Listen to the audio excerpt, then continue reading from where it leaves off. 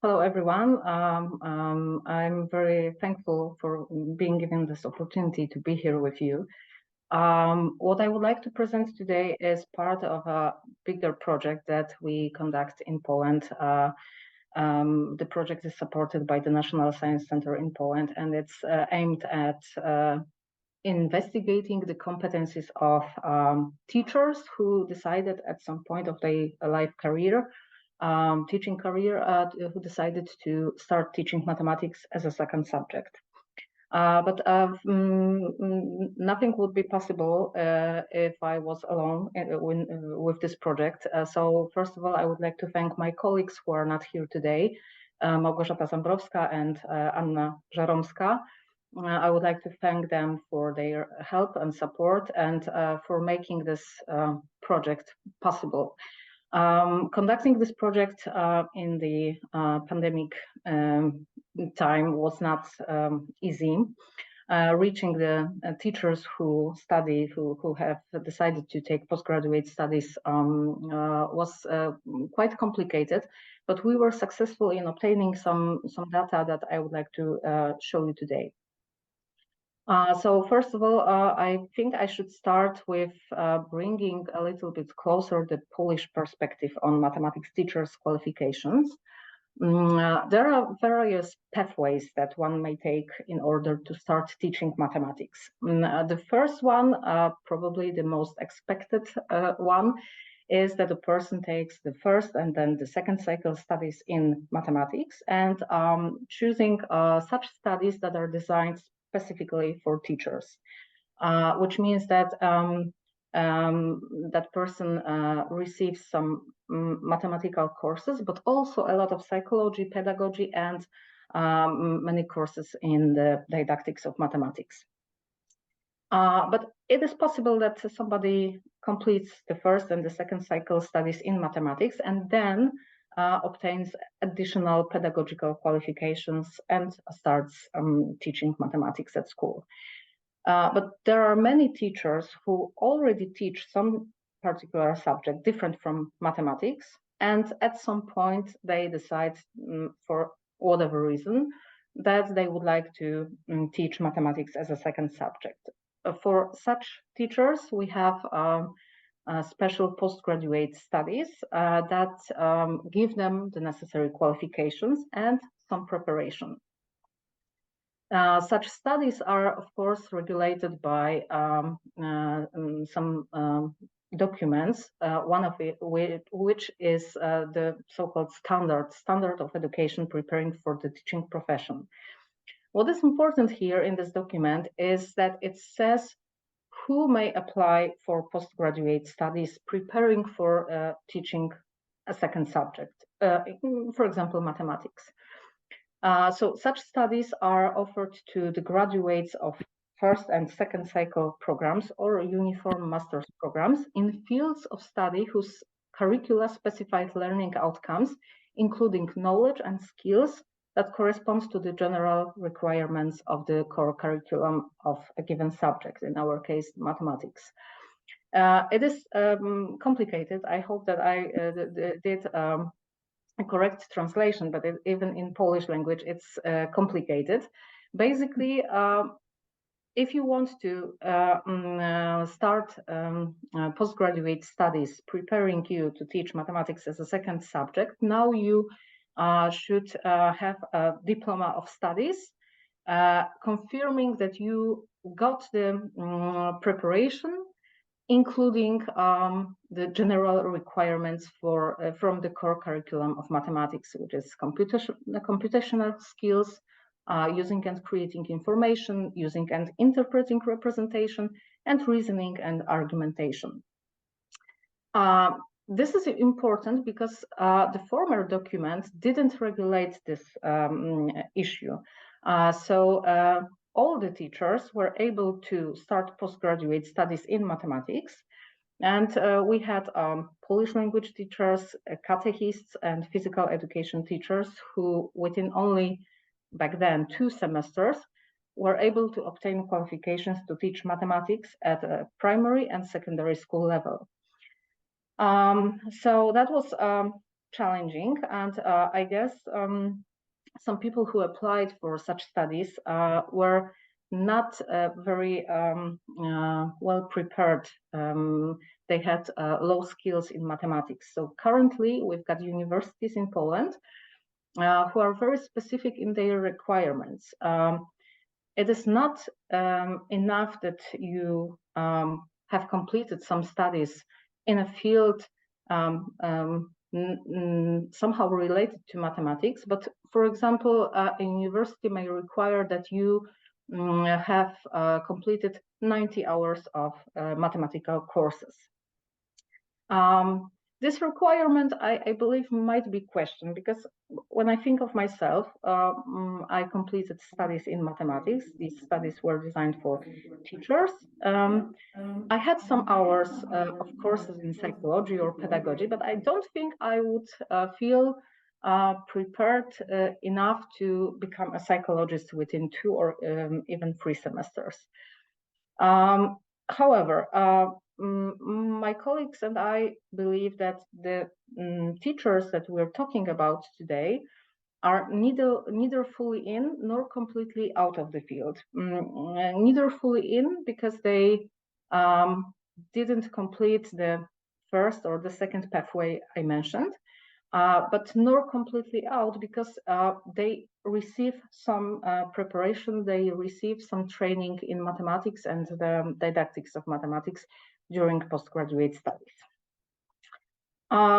If we recall in our memory the different approaches taken by various authors to the knowledge that a mathematics teacher should have, we can easily realize that in all these approaches, there is a need of having the basic mathematical knowledge. A teacher needs to have needs to know the mathematics that he or she is going to teach to her students. In the case of postgraduate studies preparing for teaching mathematics as a second subject, it is not clear what kind of preparation these teachers receive. There is no universal program for all studies across Poland. And in our earlier studies, we were able to see responses coming from different teachers who completed studies at different universities. And for example, some people appreciate their studies for being given, for example, a lot of training in solving high school final exam tasks.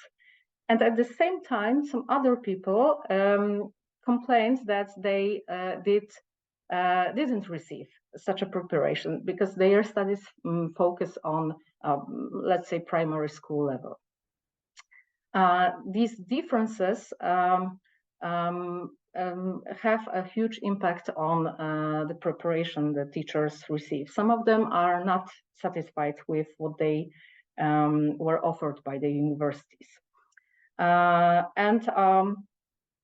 It is important because during the first, the 3 semesters of postgraduate studies preparing for the teaching of mathematics as a second subject, a teacher receives qualifications to teach at both levels, the primary and the secondary school level. And it doesn't matter what was the content of the courses. You may become a teacher at the secondary school level, even if your studies prepared you for doing mathematics at the primary school level. So we wanted to learn how do the teachers who are just about to complete postgraduate studies, how do they deal with tasks taken from the secondary school level? We offered an online test that had 30 tasks. Each of the tasks was taken from some books that usually secondary school students use when preparing for their high school final exam. This exam can be taken at 2 levels. The basic level is mandatory to all the students, and the advanced level may be chosen by those who consider studying mathematics, physics, or engineering. Each of the tasks that was in the test was for 1 point. We wanted these tasks to be quite easy, quite basic, and our requirement was that a task can be solved in one's memory or with a support of some short notes. And what was important, and we were clear about this from the beginning, was that we wanted to know when somebody didn't know the answer. We didn't want the participants to choose randomly just to give an answer, but we wanted them to tell us if they didn't know something. And we were successful in reaching 54 participants who decided to complete the test. The test was taken before the classes that one of my colleagues conducted at some university. All these teachers were preparing for the profession of teaching mathematics as a second subject. During the classes, after taking the test, they were discussing the results, and every participant received an immediate feedback. After completing the test, they could see what was their score, and then during the classes they were discussing not only the mathematical part of these tasks, but also the test was used to provoke a discussion on the needs of the teachers, their gaps that they were aware of. So that was a very good experience, I believe, and the test was taken in a very safe environment. It was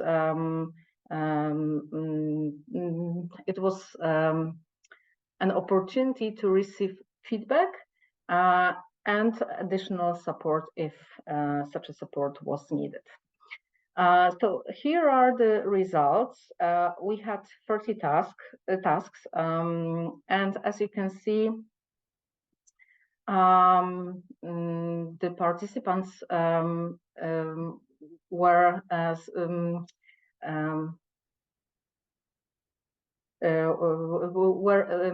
not always successful in obtaining the maximum points for this test.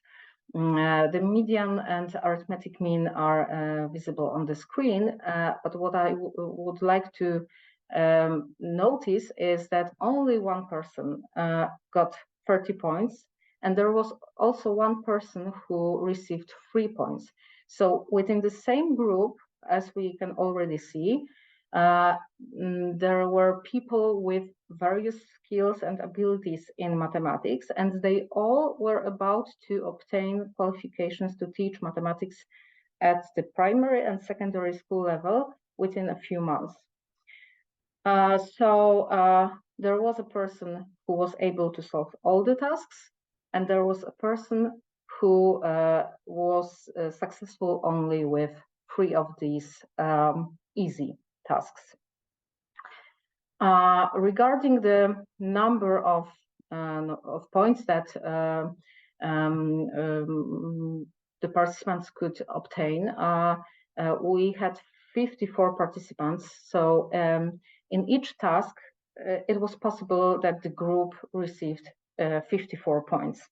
As you can see, there were some tasks where not even the half of the group was successful. And now I would like to show you the most difficult tasks from the test. I'm aware that not knowing the Polish curriculum, you might find these tasks quite random or randomly chosen. But from our perspective and with our background, we know that some of our guesses that we had before taking giving this test to the participants, to the teachers, we expected that geometrical tasks or tasks regarding trigonometry or probability might cause some problems.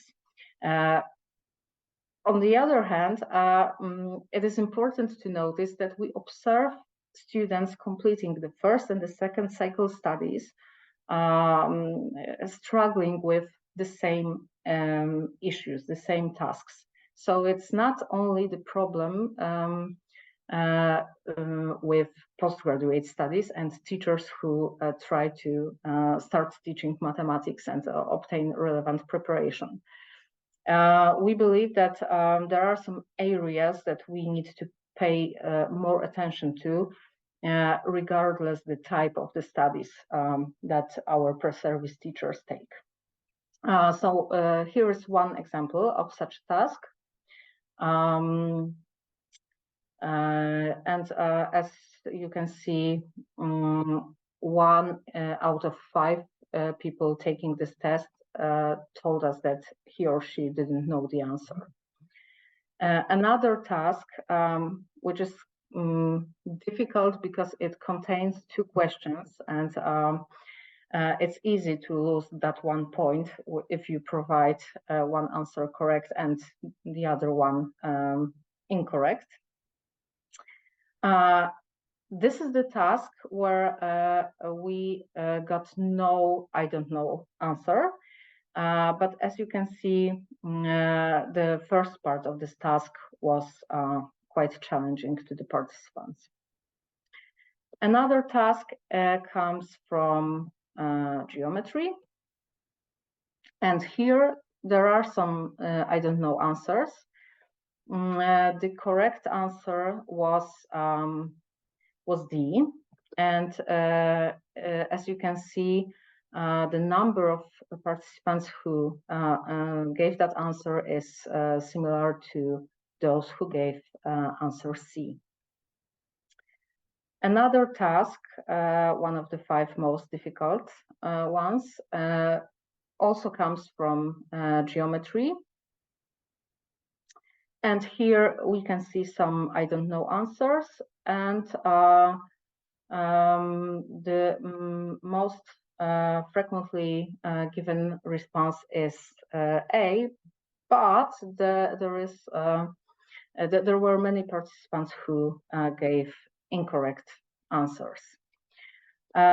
Another question, which is quite surprising, but we see that many pre-service teachers have problem with these types of questions, showing the correct angle between the diagonal of the side wall and the plane of the base, which angle that was. More than half of the respondents gave answer A. Here are next 4 tasks where the level of performance was lower than 50%. And here we've got some surprise because we know that during the courses, a lot of attention is being paid to quadratic function because it's one of the leading topics, and when the students are preparing for their high school final exam, they usually know that they can be sure that some tasks regarding the quadratic function will be on the test. So it was quite surprising to us to see that the teachers struggle not only with trigonometry or geometry or probability, which are rather underrepresented in the courses, but also with such a typical topic and typical task regarding quadratic function. Another tasks, one of them involving quadratic function, and the task number 8 asking for the zeros of that function whose formula is given.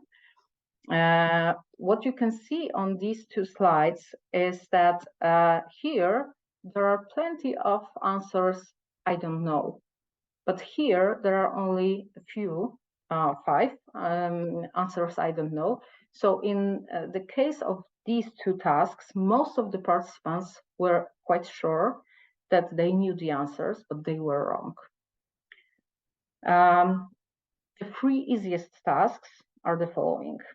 First, the inequality with the absolute value, quite typical both in high school education and the courses preparing pre-service teachers. Linear function and the coefficients appearing in the formula.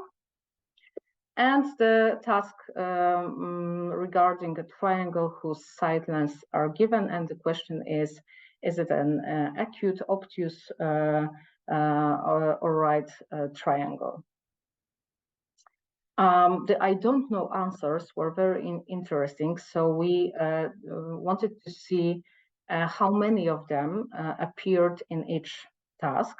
The first two tasks, the first two tasks in the test were answered by all the participants, but there are also some tasks when the number of I don't know answers is quite alarming. Here are the tasks with what were the biggest number of participants said they didn't know the answer. The first two, the leaders, are the tasks regarding trigonometry. Here is the quadratic function task and the probability task that you've already seen on one of the previous slides. Going to conclusions, postgraduate studies give qualifications to teach at the primary and secondary school level. The teachers, the students often require preparation involving pedagogical skills, like dealing with a classroom where you have different kinds of behaviors, dealing with students who are disobedient. This comes from our previous research, but the test shows that also the substantive preparation is important. Because if these tasks were taken from the books for the secondary school students, and these were one of the easiest tasks, and still we have some teachers who are not successful in dealing with these tasks, in some cases, most of them, how can these teachers help their future students with these and even more difficult tasks if they haven't grasped the content yet themselves? As I said, to you, these tasks might seem quite randomly chosen. We wanted to take tasks from different parts of curriculum, but we expected that geometry, trigonometry, and probability might cause some problems, because we can see and we can observe these problems when working with the first and the second cycle students. But some surprises appeared during the test, because we didn't expect that the quadratic function tasks will cause so many problems.